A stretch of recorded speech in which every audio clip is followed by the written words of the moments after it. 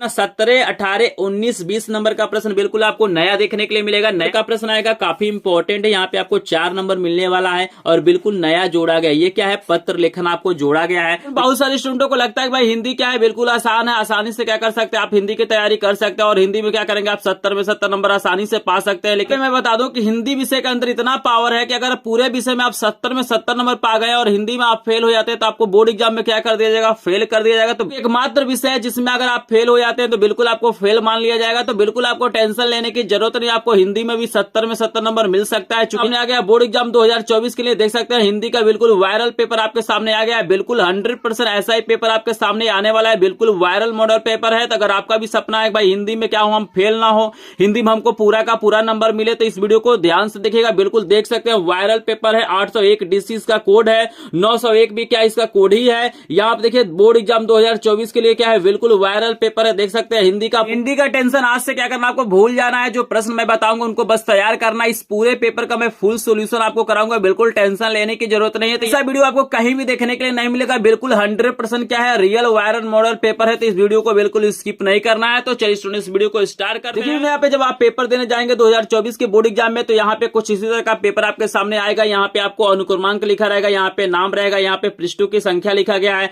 यहाँ पे पेपर का कोड रहेगा, ठीक है। यहाँ पे लिखा रहेगा 2024, यहाँ पे हिंदी लिखा रहेगा, यहाँ पे आपको समय भी दिया रहेगा कि आपके पास समय कितना है, 3 घंटे 15 मिनट है। पूर्णांक आपका 70 का रहेगा और यहाँ पे कुछ आपको निर्देश भी देगा, तो इसको ध्यान से आपको पढ़ लेना है। जैसे आपको निर्देश दिया गया, देख सकते हैं कि प्रारंभ के 15 मिनट परीक्षार्थियों को प्रश्न पढ़ने के लिए निर्धारित है। आपको दूसरा दिया गया प्रश्न पत्र 2 खंडों अ और ब में क्या है विभाजित है। और यहाँ पे आगे बता रहा है कि जो खंड अ है इसमें क्या होंगे 20 आपके बहुविकल्पी प्रश्न देखने के लिए मिलेंगे और एक एक नंबर के होंगे और इसका उत्तर आपको क्या करना, OMR शीट पे देना है। तो आसानी से आप लोग समझ रहे हैं। चौथा आपको निर्देश दिया गया है कि भैया जो खंड ब होगा वो क्या होगा, 50 नंबर का क्या होगा, वर्णात्मक प्रश्न होगा। तो ये भी काफी इंपॉर्टेंट है। तो यहाँ पे 50 20 कितना हो जाएगा, 70 नंबर आपका हो जाएगा। तो उत्तर आपको बताऊंगा, बिल्कुल वीडियो को ध्यान से देखिएगा। तो चलिए हम स्टार्ट करते हैं। सबसे पहले खंड अ को 20 बहुविकल्पी प्रश्न आपको बता देते हैं। तो यहाँ पे देख सकते हैं वायरल पेपर का जो पहला प्रश्न आपको दिया गया है, क्या दिया गया है कि क्या भूलू क्या याद करूं किस विधा की रचना है। तो जिनको प्रश्नों का उत्तर पता होगा कमेंट सेक्शन में भी बताते रहेगा। तो यहाँ पे काफी इंपॉर्टेंट है, आपसे पूछा गया कि क्या भूलू क्या याद करूं किस विधा की रचना है।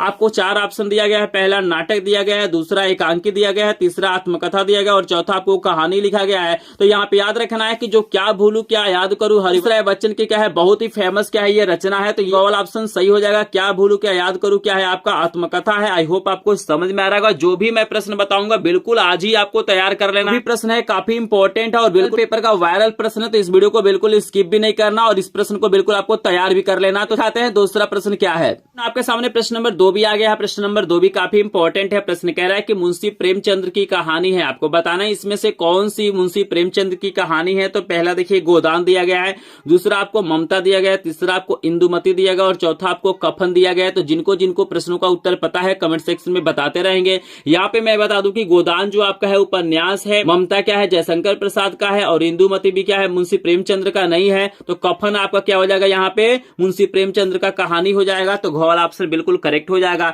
यहाँ आप देख सकते हैं 3 नंबर का प्रश्न भी आपको दिखाई दे रहा है, मोस्ट इंपोर्टेंट प्रश्न है। प्रश्न कह रहा है कि आषाढ़ का एक दिन नाटक के लेखक है। आपको बताना है कि जो आपका नाटक है आषाढ़ का एक दिन उसके लेखक कौन है। पहला दिया धर्मवीर भारती, दूसरा आपको दिया गया जयशंकर प्रसाद, तीसरा आपको दिया गया मोहन राकेश और चौथा आपको दिया गया सेठ गोविंद दास। तो यहाँ पे याद रखिएगा ये काफी इंपॉर्टेंट है। जैसे कभी कभी पूछ देगा कि आषाढ़ का एक दिन किस विधा की रचना है, तो जब विधा पूछेगा तो आपका नाटक है, लेकिन यहाँ पे लेखक का नाम पूछा हुआ है। तो यहाँ पे मैं बता दूं कि इसके जो लेखक है मोहन राकेश है। तो ग वाला ऑप्शन बिल्कुल आपका करेक्ट हो जाएगा। यहाँ पे प्रश्न नंबर 4 भी दिखाई दे रहा है। प्रश्न नंबर 4 काफी इंपॉर्टेंट, ये तो हर साल पूछा जाता है और वायरल पेपर में है तो बिल्कुल इंपॉर्टेंट बन जाता है आपके लिए। यहाँ पे प्रश्न कह रहा है कि शुक्ल युग की समय अवधि है। आपको बताना है कि शुक्ल युग कब से कब तक माना जाता है। पहला ऑप्शन आपको दिया गया 1936 से 1943 तक, दूसरा आपको दिया गया 1919 से 1938 तक, तीसरा आपको दिया गया 1900 से 1918 तक और चौथा आपको दिया गया इनमें से कोई नहीं। तो आप याद रखिएगा जो शुक्ल युग का समय अवधि होता है ना ना 1919 से 1938 तक माना जाता है। तो खबर ऑप्शन बिल्कुल आपका करेक्ट है। आई होप आपको समझ में आ रहा होगा। चलिए 5 नंबर का भी प्रश्न आपको दिखाई दे रहा है, वायरल पेपर का 5 नंबर का प्रश्न मोस्ट इंपॉर्टेंट है।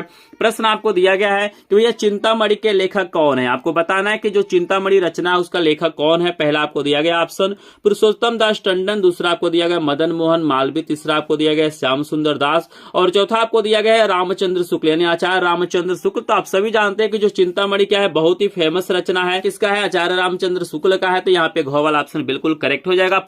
इस पूरे पेपर का सोल्यूशन बस आप देख लीजिए, हिंदी में कोई भी क्या कर सकता है, आपको फेल नहीं कर सकता। और पेपर को अच्छे से समझ लेते हैं तो आपको 70 में 70 नंबर भी मिल सकता है। यहाँ पे 6 नंबर का प्रश्न आपको दिया गया है, अनामिका के रचनाकार हैं। आपको बताना है कि अनामिका के क्या है रचनाकार हैं। तो यहाँ पे पहला ऑप्शन आपको दिया गया जयशंकर प्रसाद और दूसरा आपको दिया गया महादेवी वर्मा, तीसरा आपको दिया गया सुमित्रा नंदन पंत और चौथा आपको दिया गया सूर्यकांत निराला त्रिपाठी। तो यहाँ पे आपको बताना है कि भाई अनामिका के रचनाकार कौन है। तो यहाँ पे मैं बता दूं कि इसका जो सही आंसर हो जाएगा ना, घ हो जाएगा। सूर्यकांत त्रिपाठी निराला ही क्या है इसके रचनाकार है। यहाँ पे एक चीज मैं बता दूं कि 5 प्रश्न आपको क्या होंगे गद्य से मिलेंगे, 5 प्रश्न क्या होंगे पद्य से मिलेंगे। यानी गद्य के इतिहास से क्या होंगे 5 प्रश्न और पद्य के इतिहास से आपको 5 प्रश्न आएंगे, ठीक है ना। तो यहाँ पे देख सकते हैं 5 नंबर का जो प्रश्न है ना ये क्या है गद्य पे आधारित। तो यहाँ 5 नंबर तक क्या था गद्य पे है और यहाँ पे पद्य पे आधारित प्रश्न आपको देखने के लिए मिलेंगे। तो यहाँ पे देख सकते हैं 7 नंबर का ही प्रश्न आपको दिखाई दे रहा होगा, मोस्ट इंपोर्टेंट प्रश्न है। प्रश्न क्या कह रहा है कि निम्नलिखित में से आधुनिक काल की विशेषता नहीं है। आपको बताना है कि आधुनिक काल की विशेषता नहीं है। याद रखिएगा विशेषताएं भी आपसे पूछा जाता है।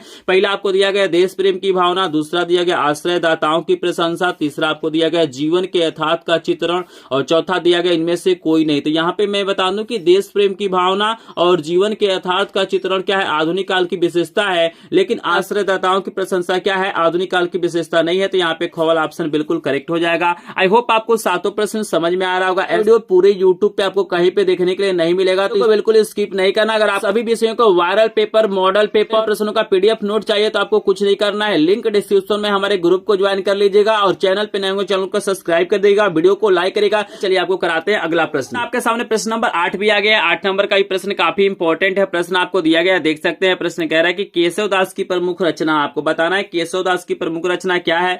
पहला आपको ऑप्शन में दिया गया गंगा लहरी, दूसरा आपको दिया गया बिहारी सतसई, तीसरा आपको दिया गया रामचंद्रिका और चौथा आपको दिया गया रामचरितमानस। तो यहाँ पे मैं बता दूं कि केशवदास की जो प्रमुख रचना है ना ये ग वाला ऑप्शन बिल्कुल करेक्ट है। रामचंद्रिका क्या है केशवदास की रचना है, आपको याद रखना है। अगला प्रश्न आपको दिया गया कि प्रिय प्रवास किस युग की रचना। आपको बताना है कि प्रिय प्रवास जो फेमस क्या है रचना है वो किस युग का है, द्विवेदी युग का है, भारतेंदु युग का है, प्रगतिवादी युग का है, छायावादी युग का है। तो जल्दी से जो लोग जानते हैं कमेंट सेक्शन में बताएंगे। यहाँ पे मैं बता दूं कि इसका सही आंसर आपका क वाला हो जाएगा। द्विवेदी युग क्या है आपका यहाँ पे सही ऑप्शन है। यहाँ पे देख सकते हैं 10 नंबर का ही प्रश्न आपको दिखाई दे रहा होगा। 10 नंबर का प्रश्न कह रहा है वेरी वेरी इंपॉर्टेंट प्रश्न, आपको याद रखना है कि महादेवी वर्मा की रचना नहीं है। आपको बताना है इसमें से कौन सी ऐसी रचना है जो महादेवी वर्मा का नहीं है।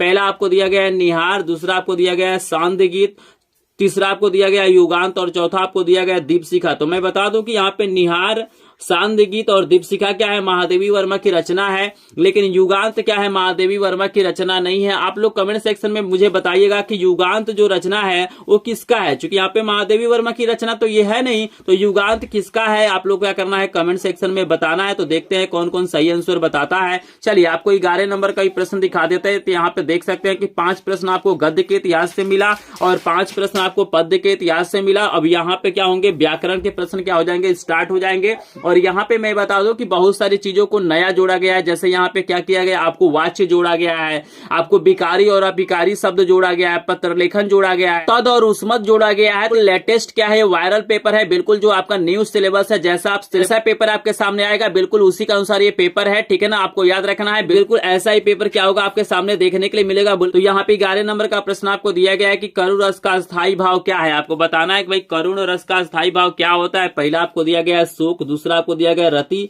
तीसरा आपको दिया गया हास और चौथा लिखा गया इनमें से कोई नहीं। तो आप सभी को मैं बता दूं कि करुण रस का स्थायी भाव क्या होता है शोक होता है और हास्य रस का हास होता है। आपको याद रखना है दोनों में से कोई ना कोई प्रश्न आपसे पूछा जाता है। या आप देख सकते हैं 12 नंबर का प्रश्न आ गया वायरल पेपर का। 12 नंबर का प्रश्न आपको दिखाई दे रहा है कि मुख मयंक सम मंजू मनोहर में कौन सा अलंकार है। आपको बताना है कि मुख मयंक सम मंजू मनोहर में कौन सा अलंकार है। पहला आपको दिया गया उपमा अलंकार, दूसरा आपको दिया गया रूपक अलंकार, तीसरा आपको दिया गया श्लेष अलंकार और चौथा दिया इनमें से कोई नहीं। तो यहाँ बता दो इन पंक्तियों में क्या है, आपका उपमा अलंकार है, आपको याद रखना है। आई होप आपको समझ में आ रहा होगा। यहाँ पे 13 नंबर का प्रश्न देख सकते हैं, आपको दिया गया है कि आग का तत्सम है। आपको बताना है कि आग का तत्सम क्या है। पहला आपको आग दिया गया है, दूसरा आपको अग्नि दिया गया है, तीसरा आपको आगी दिया गया और चौथा आपको अग्नि दिया गया है। तो यहाँ पे याद रखिएगा जो आग का तत्सम रूप है ना, सही रूप है वो ख वाला हो जाए। अग्नि क्या है आपका करेक्ट ऑप्शन है। तो यहाँ पे याद रखिएगा। एक बार मैं और बता देता हूँ कि आपको रस से प्रश्न पूछा जाएगा, आपको अलंकार से प्रश्न पूछा जाएगा, तत्सम रूप आपसे पूछा जाएगा। मैं बता दूं कि वीडियो को स्किप नहीं करना है। जो स्किप करेंगे ना उनको क्या होगा, हिंदी में अच्छा नंबर नहीं मिलेगा। तो अगर आपका भी सपना है ना बढ़िया से बढ़िया नंबर पाना हिंदी में, तो इस वीडियो को ध्यान से देखिएगा क्योंकि बिल्कुल ऐसा ही पेपर क्या होगा आपके सामने आने वाला है। पसंद आ रहा है, प्रश्न समझ में आ रहा है तो प्लीज एक बार वीडियो को लाइक कर देंगे, चैनल पे नए होंगे चैनल को सब्सक्राइब कर लेंगे और वीडियो को जितना हो सकता है स्टूडेंटों के पास शेयर करेंगे ताकि उनको भी लाभ हो सके। और यहाँ पे मैं बता दूं कि यूट्यूब पे ढूंढ लीजिएगा, ऐसा पेपर आपको कहीं भी देखने के लिए नहीं मिलेगा। तो जिन भी स्टूडेंटों को क्या करना है, सभी विषयों के वायरल पेपर का सोल्यूशन करना है, पीडीएफ नोट चाहिए तो चैनल को सब्सक्राइब जरूर करिएगा। तो चलिए आपको कराते हैं अगला प्रश्न। आपके सामने यहाँ पे 14 नंबर का भी प्रश्न आ गया है। 14 नंबर का प्रश्न कह रहा है कि कमल का पर्यायवाची। तो आप याद रखिएगा आपसे एक पर्यायवाची भी पूछा जाएगा। तो पहला आपको दिया गया है जलज, दूसरा आपको दिया गया कुसुम और तीसरा आपको दिया गया है पावक और चौथा दिया गया इनमें से कोई नहीं। तो आप सभी को याद रखना है कि कमल का पर्यायवाची क्या होता है, जलज होता है। तो कवल ऑप्शन करेक्ट है। यहाँ पे देखिए आपसे छंद से भी प्रश्न पूछा जाएगा। तो यहाँ पे पूछा जा रहा है कि सोरठा छंद में कितने चरण होते हैं। आपको बताना है कि जो सोरठा छंद होता है उसमें कितना चरण होता है, 1 चरण होता है, 2 चरण होता है, 3 चरण होता है कि 4 चरण होता है। तो मैं बता दूं कि इसका करेक्ट ऑप्शन आपका 4 हो जाएगा। सोरठा छंद में क्या होते हैं, 4 चरण होते हैं। देखिए अगला जो प्रश्न आपसे पूछा जाएगा समास से प्रश्न पूछा जाएगा। पूछा जा रहा है कि नीलांबर पद में समास होगा, यानी जो आपको शब्द दिया गया है नीलांबर उसमें बताना है कि आपको कौन सा समास होगा। पहला आपको द्वंद्व दिया गया है, दूसरा आपको द्विगु दिया गया है, तीसरा आपको कर्मधारय दिया गया और चौथा आपको तत्पुरुष दिया गया है। तो यहाँ पे मैं बता दूं कि इसका करेक्ट ऑप्शन हो जाएगा कर्मधारय। गौल ऑप्शन बिल्कुल करेक्ट है। आई होप आपको समझ में आ रहा होगा। 17 नंबर का प्रश्न आपको ध्यान देना है। ये नया क्या किया गया है, जोड़ा गया। ये वाक्य पे आधारित प्रश्न है। तो वाक्य भी क्या हुआ है, जुड़ा हुआ है। इंग्लिश में इसको सेंटेंस कहते हैं। तो यहाँ पे प्रश्न आपको पूछा जा रहा है कि 2 या 2 से अधिक पदों के सार्थक समूह को क्या कहते हैं। तो पद का मतलब याद रखिए, पद का मतलब क्या होता है, शब्द होता है। जैसे यहाँ पे देख रहे हैं ना, आपको पूछ रहा है ना कि नीलांबर पद में समास होगा। तो पद का मतलब क्या होता है, शब्द से मतलब है। तो क्या कि जब हम क्या करते हैं 2 या 2 से अधिक शब्दों को मिलाते हैं तो उस सार्थक समूह को क्या कहते हैं, शब्द कहते हैं, पद कहते हैं, वाक्य कहते हैं कि अव्यय कहते हैं। तो आप सभी को पता है भाई जब शब्द मिलता है तो क्या बनता है, वाक्य बनता है। तो गौल ऑप्शन बिल्कुल करेक्ट है। ये नया जोड़ा गया। और 17 नंबर का जो प्रश्न होगा वाक्य पे आधारित आपसे पूछा जाएगा, आपको याद रखना है। अगला प्रश्न आपसे पूछा जाएगा यहाँ पे विकारी और अभिकारी शब्द पे पूछा जाएगा। तो ये भी काफी इंपॉर्टेंट, ये भी क्या है न्यू चीज आपके सिलेबस में जोड़ा गया। इसको भी ध्यान से आपको देख लेना, वायरल पेपर का प्रश्न है। कह रहा है कि जिन शब्दों पे लिंग वचन पुरुष कारक आदि का प्रभाव पड़ता है उन्हें क्या कहा जाता है। आपको बताना है कि जिन शब्दों पर लिंग वचन पुरुष कारक आदि का प्रभाव पड़ता है उन्हें क्या कहते हैं, विकारी शब्द कहते हैं, अभिकारी शब्द कहते हैं, सर्वनाम कहते हैं कि संज्ञा कहते हैं। तो यहाँ पे याद रखिएगा ना, जिन पे क्या होता है प्रभाव पड़ता है उसको हम लोग विकारी शब्द कहते हैं। तो इसके अनुसार हमारा उत्तर क्या हो जाएगा, विकारी शब्द हो जाएगा। और जिस पे प्रभाव नहीं पड़ता उसे हम लोग क्या कहते हैं, अभिकारी शब्द कहते हैं। आई होप आपको समझ में आ रहा है। इसके बारे में थोड़ा सा आपको पढ़ लेना है कि भाई विकारी शब्द क्या होता है, अभिकारी के शब्द क्या होता है। ऑलरेडी मेरे चैनल पे लाइव क्लास में ये सारी चीजें आपको बताया जाते हैं। बोर्ड एग्जाम 2024 का बिल्कुल फ्री में लाइव क्लास के माध्यम से तैयारी करना सभी विषयों को, तो हमारे चैनल को सब्सक्राइब कर सकते हैं। चूंकि इस चैनल पे डेली मैं क्या करता हूँ, लाइव क्लास के माध्यम से क्या करता हूँ, बोर्ड एग्जाम की तैयारी कराता हूँ, वो भी सभी विषयों का बिल्कुल फ्री में। तो सब्सक्राइब कर लेंगे, ग्रुप को ज्वाइन कर लेंगे। यहाँ पे चलिए 19 नंबर का जो प्रश्न आपसे पूछा जाएगा, देखिए ये भी न्यू है, ये भी न्यू टॉपिक आपको जोड़ा गया है, वाच्य जोड़ा गया है। तो वाच्य में क्या कहते हैं, वॉइस कहते हैं। आप लोग पढ़े होंगे ना एक्टिव वॉइस, पैसिव वॉइस, तो वही चीजें यहाँ पे जोड़ा गया। हिंदी में आपको बताना है। जैसे यहाँ पे देखिएगा प्रश्न कह रहा है कि वह फल खाता है, वाक्य का कर्म वाच्य होगा। तो एक कर्ता वाच्य होता है, कर्म वाच्य। जैसे इंग्लिश में आप लोग लिखते हैं ना, लिखते हैं कि ही रीड्स बुक, वहां आप लोग लिखते हैं ही रीड्स, यहाँ पे लिखते हैं बुक। तो यहाँ पे देखिए कर्ता पहले है तो इसको एक्टिव वॉइस कहा जाता है। और इसी का जब पैसिव वॉइस बनाते हैं तो होता है बुक इज रीड, यहाँ पे होता है बाई, यहाँ पे क्या हो जाएगा हिम। तो ये आपका क्या होता है, एक्टिव वॉइस होता है, ये पैसिव वॉइस होता है। तो एक्टिव वॉइस में क्या होता है, कर्ता क्या होता है, प्रधान होता है, और पैसिव वॉइस में क्या होता है, कर्म प्रधान होता है। तो वही यहाँ पे पूछा जा रहा है, जैसे वह फल खाता है का पूछ रहा है कि भाई पैसिव वॉइस क्या होगा, कर्मवाच्य क्या होगा, तो इसको कर्तावाच्य कहते हैं, इसको कर्मवाच्य कहते हैं। तो देखिएगा वह फल खाता है यानी उसके द्वारा क्या किया जाता है, फल खाया जाता है। सभी को पता है, जैसे आप पढ़ता है किताब उसके द्वारा पढ़ा जाता है, बात क्या है वही है, लेकिन ये हमारा क्या है, कर्तावाच्य है, ये हमारा क्या है, कर्मवाच्य है। तो वही आपको पूछ रहा है भैया इसका कर्मवाच्य बताइए। चूंकि आपके सिलेबस में वाच्य जोड़ा गया है हिंदी में, तो यहाँ आप देखिए इसका जो सही आंसर हो जाएगा आपका क वाला हो जाएगा कि उसके द्वारा फल खाया जाता है। समझ रहे हैं ना। इसके अलावा भी आपको 3 और ऑप्शन दिया गया, तो चलिए उसको हम दिखा देते हैं। इससे फल खाता है तो ये तो सही होगा नहीं, वह फल खाने वाला ये भी आपका नहीं होगा, इनमें से कोई नहीं भी आपका नहीं होगा। आई होप आपको वाच्य समझ में आ रहा होगा। 20 नंबर का जो प्रश्न आपको मिलेगा ये भी क्या है, बिल्कुल नया है, ठीक है ना। 17, 18, 19, 20 नंबर का प्रश्न बिल्कुल आपको नया देखने के लिए मिलेगा, नया सिलेबस है। तो यहाँ पे आप सभी को पता है कि आपके सिलेबस में क्या है, तद और उसमद है, तो इससे भी रिलेटेड आपसे प्रश्न पूछा जाएगा। जैसे यहाँ पे पूछ रहा है कि तद शब्द का तृतीया एक वचन का रूप है, जो धातु रूप वगैरह आता था ना वो सब हट गया है। तो यहाँ पे आपको 2 ही याद करना है, तद और उसमद के बारे में। तो यहाँ पे प्रश्न आपसे पूछा गया है कि तद शब्द का तृतीया एक वचन का रूप है, ताहवी है, तौ है, तेन है, कि इनमें से कोई नहीं। तो याद रखिएगा तद शब्द का जो तृतीया एक वचन का रूप है क्या हो जाएगा, तेन हो जाएगा। तो यहाँ पे गौ वाला ऑप्शन बिल्कुल करेक्ट हो जाएगा। तो यहाँ पे मैंने स्टूडेंट यहाँ पे आपको मैंने खंड अ आपको करा दिया। खंड अ में आपको 20 MCQ मिलेंगे। तो बिल्कुल लेटेस्ट सिलेबस के अनुसार वायरल पेपर का मैंने प्रश्न आपको करा दिया। आई होप आपको प्रश्न समझ में भी आया होगा। इन प्रश्नों को आपको क्या करना है, जरूर तैयार करना है, चूंकि बिल्कुल वायरल पेपर है। सही पेपर आपके सामने आने वाला है, तो इस प्रश्नों को जरूर तैयार करेगा। चलिए इसके बाद आपको 50 नंबर का क्या होगा, खंड ब देखने के लिए मिलेगा। तो चलिए खंड ब में देखिएगा पहला जो प्रश्न होगा ना वो आपका 6 नंबर का प्रश्न होगा। याद रखना ये कितने नंबर का होगा, 6 नंबर का प्रश्न होगा। और यहाँ पे ना आपसे पूछा गया है कि निम्नलिखित गद्यांश पर आधारित प्रश्नों को क्या करना, आपको उत्तर देना। जैसे यहाँ पे कुछ गद्यांश आपको दिया गया, इसको आप पढ़ लीजिए ध्यान से, ठीक है ना। यहाँ पे आपको 2 प्रश्न देगा, जैसे 2 गद्यांश आपको देगा तो दोनों में से कोई एक ही आपको करना है। तो पहला मैं दिखा देता हूं, उसके बाद सोल्यूशन करा देता हूं, फिर आपको दूसरा भी मैं दिखा दूंगा। तो यहाँ पे देखिएगा मित्रता जो चैप्टर है ना उसी का ये गद्यांश है। यहाँ पे आप लोग पंक्तियों को पढ़ लीजिए, यहाँ पे कुछ पंक्तियां आपको अंडरलाइन किया गया है। तो पहला जो प्रश्न दे रहा है ना वो कह रहा है कि उपयुक्त अवतरण का संदर्भ लिखना है। तो ये यहाँ पे देखिएगा आपको 2 नंबर मिलेगा।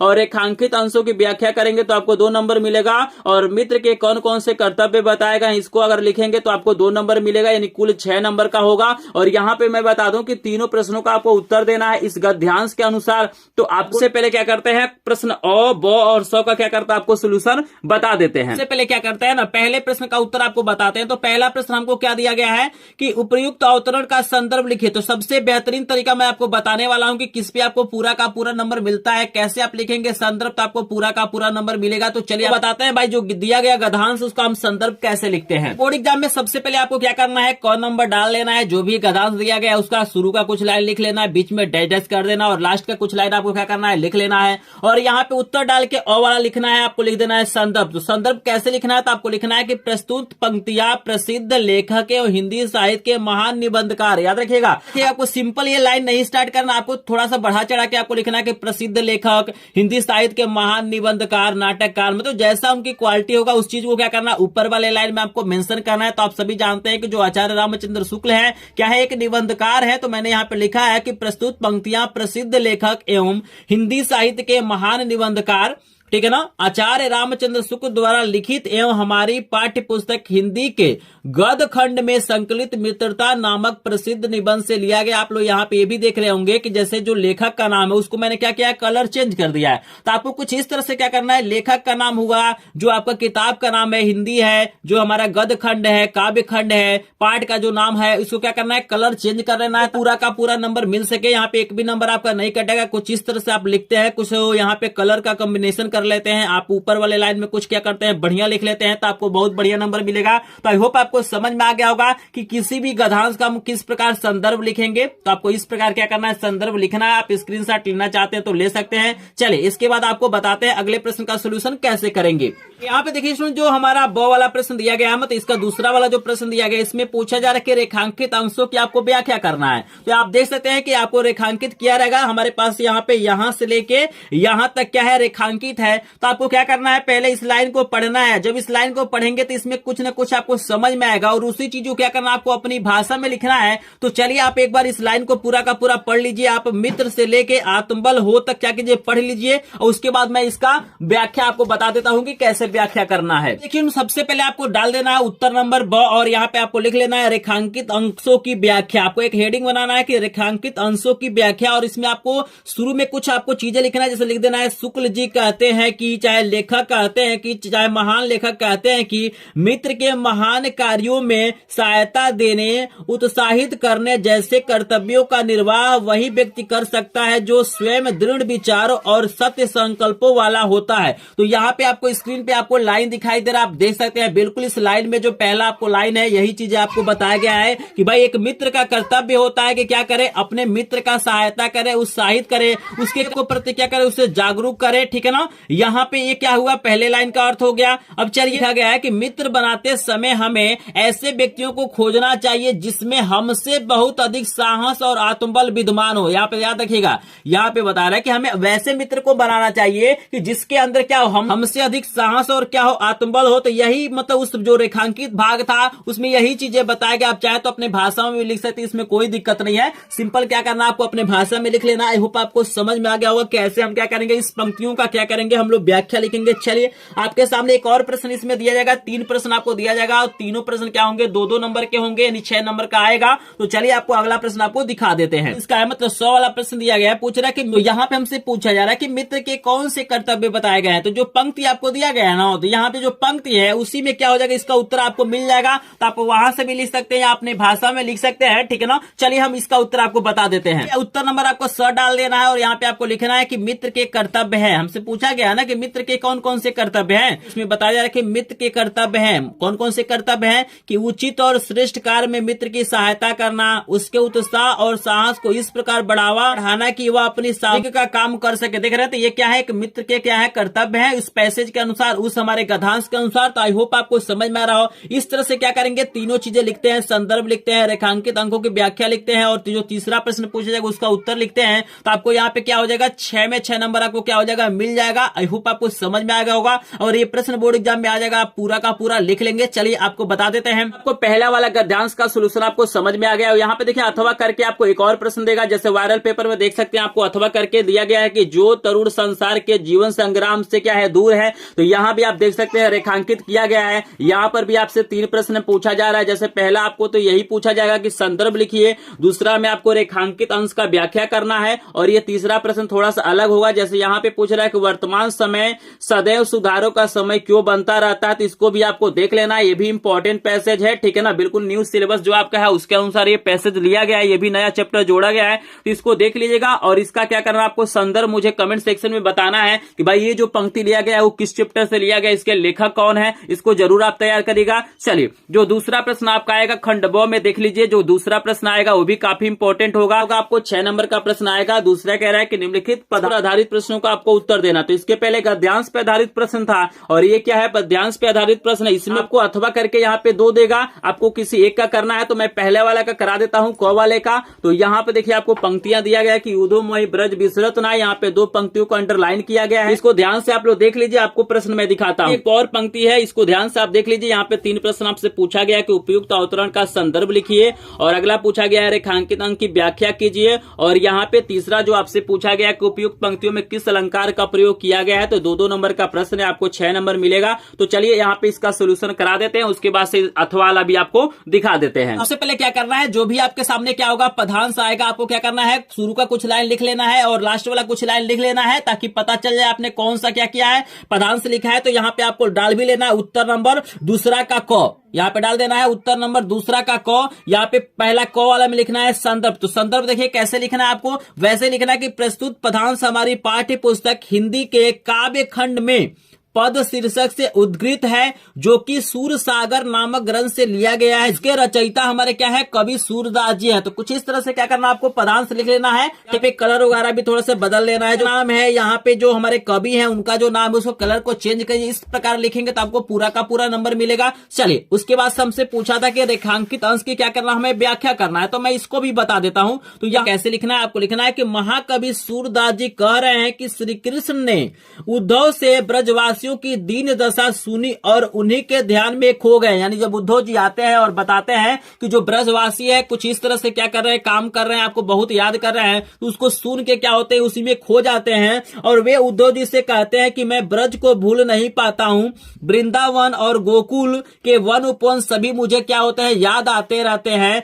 वहां के घने कुंजों की छाया को भी मैं भूल नहीं पाता हूं। तो यही क्या किया गया था, उस रेखांकित पंक्तियों में आपको बताया गया था। आप चाहे तो अपने भाषा में भी लिख सकते हैं। यहाँ पे मैंने क्या किया, आपको कुछ लिख के बता दिया ताकि आपको यहाँ पे हेल्प हो सके। चलिए, ग नंबर प्रश्न हमसे पूछा गया था भैया जो उपयुक्त पंक्तियां उसमें कौन सा अलंकार है। तो यहाँ पे देखिए आपको उत्तर लिख लेना है। ग नंबर आपको लिखा गया कि ब्रज विसरत वृंदावन गोकुल वन उपवन में जो हमारा अनुप्रास अलंकार है, तो ये ग वाला का उत्तर हो जाएगा। आपसे अलंकार भी पूछ सकता है, छंद भी पूछ सकता है, बहुत सारी चीजें पूछता है, तो उसको आप तैयार रखिएगा। फिलहाल जो हमारे सामने प्रश्न था उसमें अलंकार पूछा था, तो हमने आपको अलंकार बता दिया। तो चलिए, यहां पर भी क्या होगा, जो दूसरा प्रश्न आपसे क्या होगा, जो पदांश आपसे पूछा जाएगा, तो यहां पर भी आपको ऑप्शन देगा। ये आपको दो पदांश देगा, आप चाहे पहले वाले को करिए चाहे दूसरे वाले को करिए। तो मैंने पहला वाला आपको बता दिया। चलिए, आपको बता देते हैं कि वायरल पेपर में दूसरा वाला किस चैप्टर का पदांश दिया गया है। अथवा आपको दिया गया था कि जब तक साथ एक भी दम हो अवशिष्ट एक भी धड़कन। तो आप इसको भी तैयार कर लीजिए। यहाँ पे भी आपसे 3 प्रश्न पूछा गया है, वही चीजें पूछा गया है, संदर्भ पूछा गया है, व्याख्या पूछा गया है और यहाँ पे अलंकार पूछा गया है। आई होप आपको पहला प्रश्न और दूसरा प्रश्न आपको समझ में आ गया होगा। अगर प्रश्न नंबर पहला कर लेते हैं, दूसरा कर लेते हो, तो यहाँ पे आपको 12 नंबर मिल जाएगा। ठीक है ना। चलिए, आपको बता देते हैं कि प्रश्न नंबर जो तीसरा आएगा वो क्या आएगा। तो देखिएगा, प्रश्न नंबर जो 3 होगा ना, ये 5 नंबर का प्रश्न आपसे पूछा जाएगा और यहाँ पे आपसे 2 प्रश्न पूछेगा। एक प्रश्न पूछेगा 2 नंबर का और एक प्रश्न पूछेगा 3 नंबर का। तो यहाँ पे ना लिखा हुआ है कि निम्नलिखित संस्कृत गद्यांशों में से किसी एक का संदर्भ सहित हिंदी में आपको अनुवाद करना। यानी संदर्भ लिखेंगे तो आपको 2 नंबर मिलेगा और हिंदी में अनुवाद करेंगे तो 3 नंबर यानी 5 नंबर। तो यहाँ पे आपको लाइन में दिखा देता हूं। देखिए, वाराणसी चैप्टर का ये लाइन है। तो यहाँ पे दिया गया ऐसा नगरी वाला देख सकते हैं। यहाँ पे आगे कुछ और पंक्तियां हैं, तो सबसे पहले इन पंक्तियों को देख लीजिए, समझ लीजिए, आगे आपको पंक्तियां दिखा देते हैं। देखिए, आपको पंक्तियां दिखाई दे रहा है, आसानी से देख सकते हैं। और करके एक और आपको देगा, कोई एक करना है तो ये भी देख लीजिए, ये भी पंक्तियां आपको दिखाई दे रहा है। इसमें भी वही चीजें पूछा जाएगा। यहाँ पर भी क्या करना, आपको संदर्भ लिखना और क्या करना, आपको हिंदी में अनुवाद करना है। तो चलिए, हम पहला वाला आपको करा देते हैं, ये वाराणसी वाला आपको करा देते हैं, इसको आप लोग तैयार कर लीजिएगा। ठीक है ना। तो चलिए, इसका सोल्यूशन आपको बता देते हैं। आपको लिख देना उत्तर नंबर पहला करेंगे तो पहला लिखिएगा, दूसरा करेंगे तो दूसरा लिखिएगा और यहाँ पे शुरू का कुछ लाइन लिख देना है, डैश डैश करके आपको लास्ट वाला लाइन लिख देना है और यहाँ पे एक हेडिंग बनाना है संदर्भ। संदर्भ में कैसे लिखना है, तो आपको लिखना है कि प्रस्तुत गद्यांश हमारी पाठ्य पुस्तक हिंदी के संस्कृत खंड के वाराणसी चैप्टर से लिया गया है, चाहे उद्धृत है। आपको क्या करना है, इस प्रकार से लिख लेना है और यहाँ पे क्या करना है, कलर का थोड़ा सा ध्यान देना है। तो मतलब ये किस चैप्टर से लिया गया है, तो वही चैप्टर से लिया गया। इसके लेखक का नाम आपको लिखने की आवश्यकता नहीं, बस आपको लिख देना है कि हिंदी के संस्कृत खंड के वाराणसी चैप्टर से लिया गया, बस इसका संदर्भ हो जाएगा। यहाँ पे आपको 2 नंबर मिल जाएगा और यहाँ पे इसका हिंदी अनुवाद आपको हेडिंग बना लेना है और ये जब हिंदी अनुवाद आप लिखेंगे ना, तो आपको 3 नंबर और मिलेगा, यानी टोटली आपको 5 नंबर मिलेगा। तो यहाँ पे देखिएगा, मैंने लिख लिया है, आपको एक बार लाइन लगा देता हूँ, आप लाइन पढ़ लीजिए और उसके बाद से मैं इसका हिंदी अनुवाद बताता हूँ। लिखा गया है, यह नगरी भारतीय संस्कृति और संस्कृत भाषा की केंद्र स्थली है। पहला लाइन का ये अर्थ हो गया। इसी से संस्कृत साहित्य और संस्कृत का प्रकाश सभी जगह फैला है। मुगल युवराज दारा सिकोह ने यहाँ आकर भारतीय दर्शन शास्त्रों का अध्ययन किया था।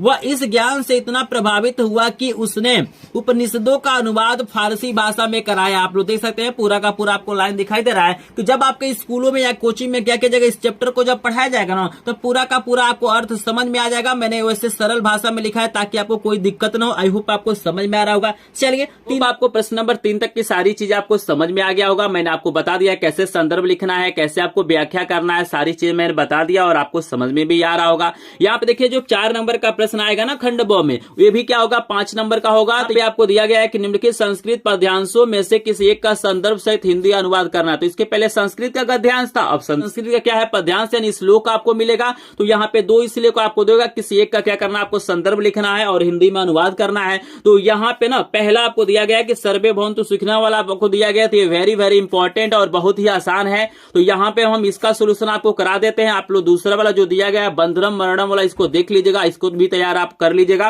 तो किसी एक ही का करना है तो मैं एक ही करा रहा हूं, लेकिन आप दोनों तैयार कर लीजिएगा क्योंकि पेपर में दोनों आएगा। तो जो आपको समझ में आएगा उसको कर लीजिएगा, इसको आप लिखेंगे तो 5 नंबर मिल जाएगा। तो चलिए इसका सोल्यूशन आपको करा देते हैं। क्या करना आपको डाल देना उत्तर नंबर चौथा का पहला, आपको यहाँ पे आपको बता ही दिया, मैंने शुरू का कुछ लाइन लिखना है, डैश डैश करके लास्ट वाला लाइन लिख लेना है, यहाँ पे हेडिंग बना लेना है संदर्भ। वैसे ही हमें लिखना है कि प्रस्तुत श्लोक लिख लीजिए, चाहे प्रस्तुत पंक्तियां लिख लीजिए, चाहे प्रस्तुत हमारा पदांश लिख लीजिए। हमारी पाठ्य पुस्तक हिंदी के संस्कृत खंड के भारतीय संस्कृति नामक पाठ से लिया गया। ये जो पंक्ति हमारा किससे लिया गया है, जो आपका चैप्टर है भारतीय संस्कृति उससे लिया गया है। आपको संदर्भ लिख लेना है, 2 नंबर यहाँ पे मिल जाएगा। उसके बाद हेडिंग बनाना है हिंदी अनुवाद, और हिंदी अनुवाद को अपनी भाषा में लिख लेना है। यहाँ पे लिखा गया कि इसका जो अर्थ होगा, आपको लाइन में यहाँ पे स्क्रीन पे लगा देता हूँ, आप लोग देख सकते हैं। इसका अर्थ होगा कि सभी सुखी हो, सब रोग रहित हो, सब कल्याण को देखे अर्थात सभी का कल्याण हो, कोई भी दुखी न हो अर्थात कोई भी दुख का भागी न हो। यहाँ पे क्या हो जाएगा, इसका हिंदी अर्थ हो जाएगा। बहुत प्यारा सा प्रश्न है और बिल्कुल आसान है, ये काफी इंपॉर्टेंट है। हर बार क्या होता है इसको पूछा जाता है, तो इसको थोड़ा सा ध्यान से देखिए। चलिए तो 4 नंबर का प्रश्न मैंने आपको बता दिया बोर्ड एग्जाम में क्या आएगा, उसका सोल्यूशन भी मैंने करा दिया। चलिए आपके सामने बताते हैं 5 नंबर प्रश्न क्या आएगा और उसका सोल्यूशन कैसे करेंगे। तो 5 नंबर का प्रश्न आएगा ना बोर्ड एग्जाम में, ये क्या होगा आपका 3 नंबर का प्रश्न होगा। इसमें आपको 2 प्रश्न बोलेगा, तो इसमें आपको 2 प्रश्न देगा, किसी एक ही प्रश्न का उत्तर आपको देना है। तो यहाँ पे कह रहा है ना, अपने पठित खंड काव्य के आधार पर निम्नलिखित प्रश्नों में से किसी एक का आपको उत्तर देना है। यानी बहुत सारा खंड काव्य होता है, लेकिन अलग अलग जिलों में क्या होता है, अलग अलग क्या होता है खंड काव्य चलता है। तो यहाँ पे मैं प्रश्नों को भी दिखा दे रहा हूं, लेकिन यहाँ पे मैं बता दूं कि किसी एक ही प्रश्न का उत्तर आपको देना है। 2 ठो पूछेगा, किसी एक ही का उत्तर देना है और अलग अलग जिलों में अलग अलग हो। जैसे मैं बिलोंग करता हूं कुशीनगर जिले से, जो मेरा जिला है क्या है कुशीनगर है, तो मेरे यहाँ क्या चलता है मेवाड़ मुकुट चलता है, मेरे यहाँ क्या चलता है मेवाड़ मुकुट चलता है। आप किस जिले से बिलोंग करते हैं और आपके जिले में कौन सा खंड काव्य चलता है, आप लोग मुझे कमेंट सेक्शन में कमेंट करके बताइएगा। इसका मैं सोल्यूशन नहीं करा रहा हूं क्योंकि अलग अलग जिलों में क्या होता है अलग अलग खंड काव्य चलता है। आप लोग कमेंट कर देंगे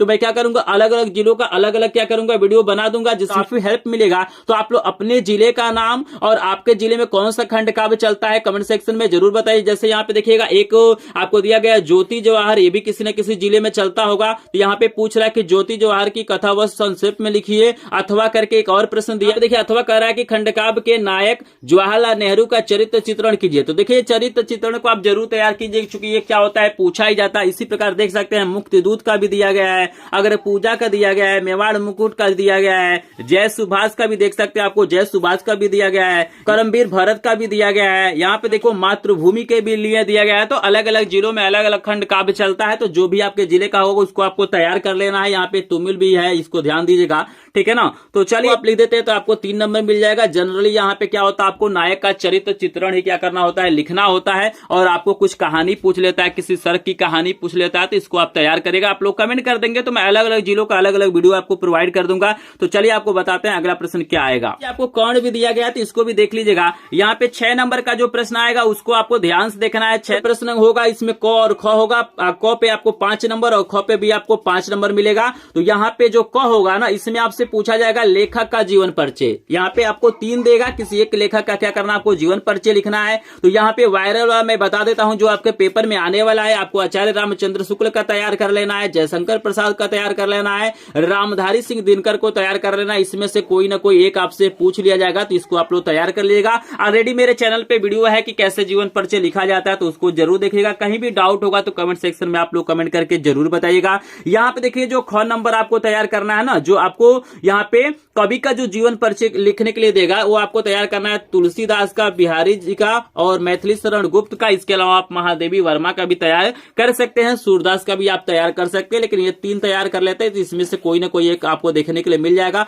तो यहाँ पे मैं बता दूं कि जो प्रश्न नंबर 6 है वो 10 नंबर का है, 5 नंबर आपको क्या होगा, लेखक के जीवन परिचय पे मिलेगा और 5 नंबर यहाँ पे कवि के जीवन परिचय पे मिलेगा। अगर आपको लिखना नहीं आता है ना तो मुझे कमेंट सेक्शन में कमेंट कर दीजिएगा, क्योंकि मैं डेली लाइव क्लासेस भी आपको प्रोवाइड करता हूं, तो लाइव क्लासेस में आपको बता दूंगा कि कैसे बेहतरीन क्या किया जाता है, जीवन परिचय लिखा जाता है। तो आई होप आपको 6 नंबर का प्रश्न समझ में आ गया होगा। देखिए 7 नंबर का जो प्रश्न आएगा उसको भी ध्यान से देख लीजिए। 7 नंबर का जो प्रश्न आएगा यहाँ पे आपको एक श्लोक लिखना है, संस्कृत का एक श्लोक लिखना है। लेकिन देखिएगा आपके पेपर में पहले से क्या होगा, 2 श्लोक रहेगा तो उसको आपको कॉपी नहीं करना है, तो अपने तरफ से आपको लिखना है। तो आप कम से कम क्या करिएगा, 3 तैयार करिएगा, क्योंकि 2 आ जाए तो तीसरा वाला आप लिख लेंगे तो यहाँ पे आपको 2 नंबर मिलेगा। इसको तो बिल्कुल आसानी से आप लोग कर सकते हैं, इसको बताने की आवश्यकता भी नहीं है। जो 8 नंबर का प्रश्न आएगा काफी इंपॉर्टेंट है, यहाँ पे आपको 4 नंबर मिलने वाला है और बिल्कुल नया जोड़ा गया। ये क्या है, पत्र लेखन आपको जोड़ा गया है। तो यहाँ पे मैं वायरल पेपर का बता देता हूं, जिससे प्रश्न पूछा गया है कि अपनी छोटी बहन को समय का सदुपयोग करने की सलाह देते हुए पत्र लिखिए। ठीक है, ये 4 नंबर मिलेगा।